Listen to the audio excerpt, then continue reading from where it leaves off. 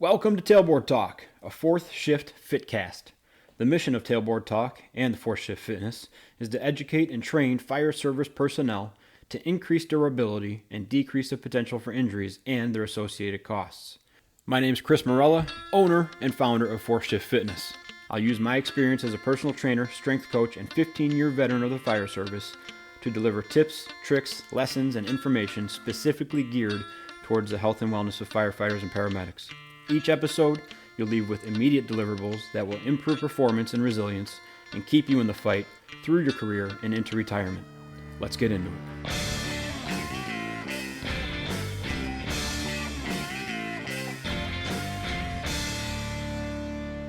One of your clients had it, they could send you their stats right away and say, okay, here's where I'm at today, like this is what I want to lose, like percentage of water, what percentage of your body is water, what percentage is fat, what's muscle, and a bunch of other stuff.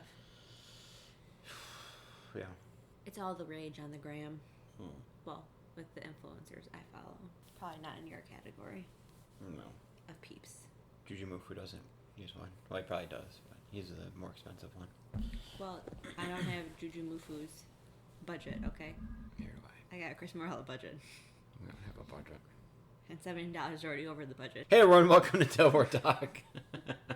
A fourth shift fitcast. Oh, I gotta turn the microphone down. Special guest. It's gonna be a lot of uncomfortable giggling and probably a lot of awkward silence I'll have to cut out of this one because my wife is on the podcast today and we each had to go get our preferred drinks to make this happen. And we tried to record this a few times already. Do you want to introduce yourself? No, I'm just joking.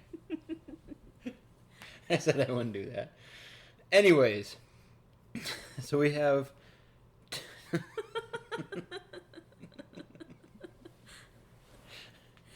Now we got the giggles. Well, that was a very abrupt start. I didn't know we were starting. I wasn't prepared. I could catch you off guard. Gotcha. All right, so quick things.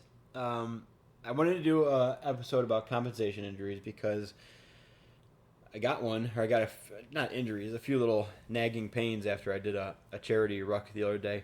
But then I've already talked about that, and so I wanted to bring Katie on because she had a good idea for kind of a recurring segment because we're both on our phones far too much. I'm on my phone a little bit more than she is, but they can't see you looking at me like that. But she gets her fitness information not from me most normally. She gets it where a lot of people get it, which is like whoever pops up on the feed, whoever pops up on Pinterest or Instagram or Facebook, whoever the influencer is or what they're doing.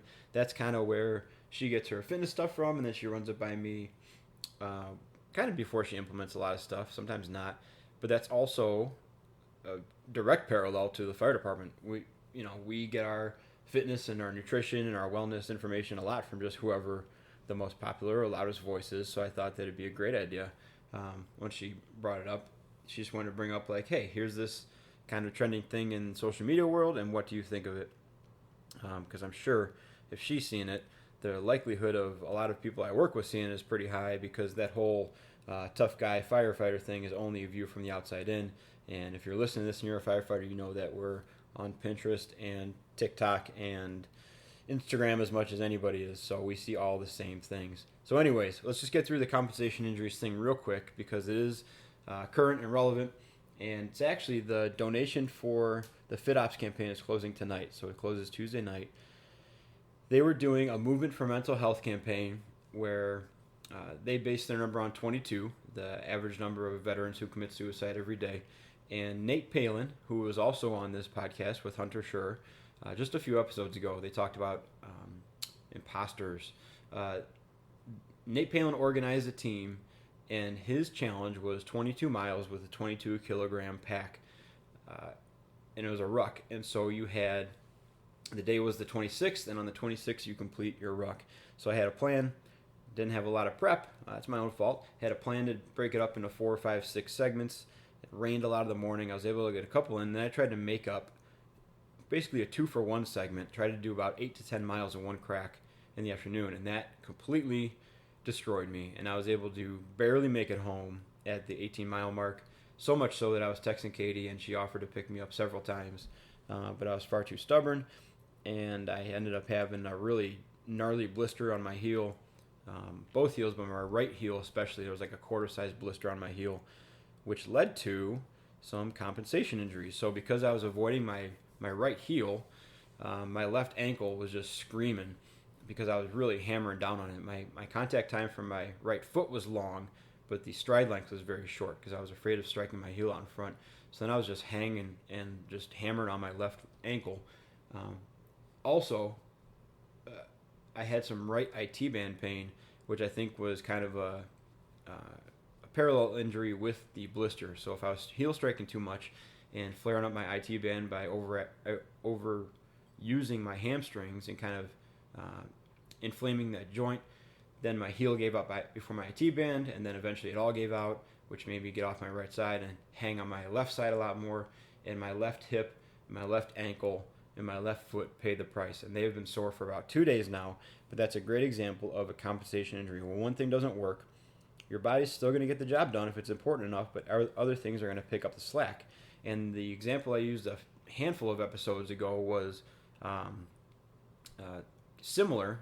A guy had an old hip injury, and then his opposite knee was very sore when he started running again. And we kind of traced it back to actually he's got a bad shoulder on the same side as his bad hip. Long kind of zigzag pattern, but that's what I wanted to speak at just a little bit quickly today is those compensation injuries. And then when Katie begrudgingly agreed to come on and kind of introduce her segment, I figured I'd just cut it short. So we could go deep in the weeds on compensation injuries, but you get the idea. The most important thing is to understand if you have some glaring asymmetries going left to right, or if you have some glaring imbalances going up the chain on the same side. Because eventually, if those things aren't doing the job the way they should, something else is going to have to pull double duty, and then you're going to come up with an injury either acutely or chronically. It's just a matter of time until you do. So pay attention to those things. Keep track of them. Contact a professional, a coach, a PT, a doctor, whoever you need to get an idea of how you can make that better, and then get on it because it's only a matter of time. Luckily, I'm not planning on walking 22 miles anytime soon again, so I still have a bad gait issue, obviously, but the impact of that is much, much lesser because the frequency and duration is much, much lesser. So I have a little bit of time to fix that before next year when I'm going to try to get all 22 miles in one day. I did finish the other 4 miles the second day, but it took 2 days. Those 4 miles felt like 22, but got all 22 in. Anyways, enough of compensation injuries. Time to get awkward. You have to put your phone down for this. You can speak. You're on the podcast. So my wife, Katie, is sitting across from me. We're sitting on the couch. We're using one microphone, so sorry if it's a little bit echoey. But she, like I said, she had a fantastic idea for a segment, and that was bringing social media or influencers and what they're doing and running them through the old fourth shift filter. So, are you ready? Yes. For your oh, good. That was a good yes. That was very good compared to the sound test we did. So why don't you, because I can edit out what my introduction was to that. Why don't you give me the version of what you said you think would be beneficial for you specifically to come on and do for the podcast, and go. Well, my idea was just I'd give myself 10 minutes in the morning and 10 minutes at night of social media time, because that all is my day allows for. So when I am on it, I'll see all the random influencer ads of the hot new supplement to take, or the vitamin, or the eyelash serum, whatever it may be. But the one I've been noticing the most lately, I was going to ask you about, is this fit tracker scale. Because I know when we first started dating, that's when I first started really getting into my own health workout journey, and I'd asked you what you thought about scales, and you told me to never buy one. But now this one is supposed to give you a whole bunch of information. So it's not just, here's your weight. This one actually just says, here's your weight, and then it breaks it down to all these other things. So has your stance on scales changed? Kinda. So I think, when was that? Like a million years ago we started dating? You don't remember? No. No. It was 2 or 3 people ago.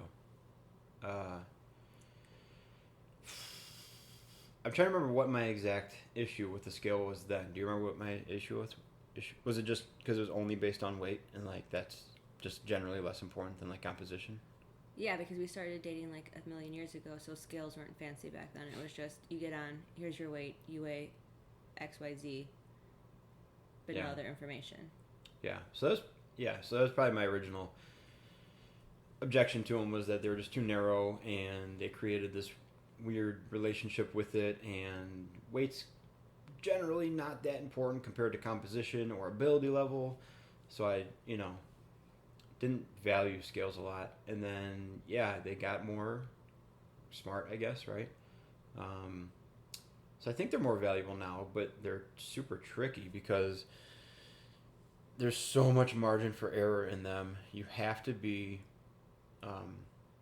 extremely consistent with both the time of day that you use them and how you use them, and pretty much all the parameters have to be exactly the same day to day or week to week or whatever you're using it. And then it introduces a ton of, like I said, margin for error, because if you get up one morning and you pee and use a scale, it's going to tell you one set of metrics for everything. If you get up another morning and don't pee and use a scale, it's not just your body water that's going to be affected. It's going to skew almost everything off, because the way it works is, if it's one of the ones where you just stand on the scale, it shoots just a small electrical charge through one leg and then up kind of through your pelvis and then back down to the other leg. So it doesn't make it all the way up to like your shoulders and your arms. And so it's reading the resistance of whatever's in the way, and whatever basically I don't know about amperage, whatever electrical impulse it gets back, it breaks it down based on resistance and says if we sent out this signal, got back this much less of it, it makes sense that there's this much of each category inside of you it had to go through. There's other kinds that you can step on the scale and also hold handles, and they do both the lower loop, which is like you're through one leg up through your pelvis and back down the other foot, and also does through one palm and then across your torso and back down the other hand to the other palm. Those are more accurate because they take into account both halves of your body. Of course, some people carry their weight in different areas. Some people are shaped like apples, other people are shaped like pears. And so if you are pear-shaped, you have a lot of weight in your legs and hips and butt, and you use the standing one only, it's going to read a much higher average body fat, even though your upper body might be much lower in body fat. If you're apple-shaped, you have a much bigger torso and shoulders and arms and little tiny bird legs, and you use the standing one only, it's going to give you a very low body fat, because it's not going to read that giant belly you got on you, or the enormous flaps of back fat on you. It's going to not see any of that stuff, and so it's going to give you a skewed reading the other way. So what I would say is there are scales out there that are reliable. They're very expensive and we can't afford them. You can also go get like a bod pod thing. You can get an in-body scan.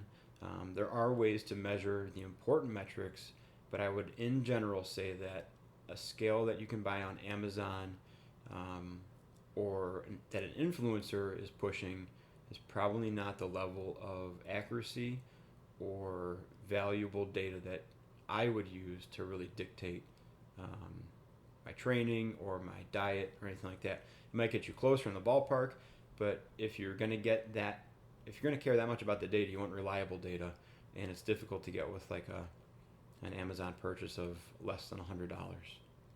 Well, this one is originally $180, but it's on sale for 50% off, or so 56% off. Is it just the you stand on it one? Yeah, and you then just stand on it. Yeah, it has 4 metal electrodes. Yeah. Let me read you the description. Okay. When standing on the Fit Tracker Smart Scale, a very low, safe electrical signal is sent from 4 metal electrodes through your feet. The electrical signal passes quickly through water that is present in the hydrated muscle tissue, but meets resistance when it hits fat tissue. This resistance is measured by the Smart Scale and inputted into a scientifically validated Fit Tracker equation to calculate body composition measurements. Why didn't you just let me read that before? That's like everything I said, but 8 minutes shorter. I tried to, and then you ambushed me with where we were starting. I explained it. Oh. So yeah, I mean, I would get. I think we looked them up a couple of years ago too. There's other ones though that you can stand on it and it has like a pair of like it looks like handlebars that you grab onto. Yeah. If we were gonna get one, I would go with that one. I would go with the step on it and the handlebar one because it's gonna average out the muscle mass in your upper body compared to fat and your lower body compared to fat and probably be more reliable. But I still think that ability level is number one, composition is number 2 or 3. Muscle mass and building muscle for me is going to be higher than necessarily aesthetics because you can be not visually impressive but still have a high muscle mass and still be extremely healthy, and you can on the flip side of that coin, you can be extremely aesthetically pleasing with low body fat and be unhealthy as shit. So I would rather go towards health and ability and muscle mass and quality muscle, and then gradually over time that problem's going to fix itself with the body fat content, instead of chasing a body fat number first and then hoping to build muscle later along the way if you care to, but you probably won't because then you'll start looking better and you'll say this is working perfectly for me, so I don't give a shit about anything else. You just don't want to spend $80, do you? I don't want to spend any money. I don't want to spend any money. But if you're going to, I would say we'll find one that you can step on and use the handlebars with, and that'll be more reliable. Okay. I haven't seen one influencer push one of those, but Okay. when I do, I will That's probably let you know. a great indicator that it works, and it's actually a valuable piece of equipment if you don't see any influencers pushing it. Okay. Does that wrap up your segment?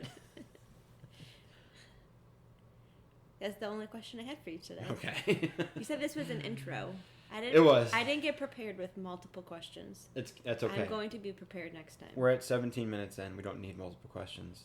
I blew enough time on that one. Do you want to talk about Nathan's temper tantrums that he's throwing now? Because they're adorable. Oh my God. They're not adorable. I'm very proud of you today for not losing your shit in IKEA. Yeah. Do you want to tell your people about that? It doesn't matter if it was IKEA. It doesn't just happen at IKEA.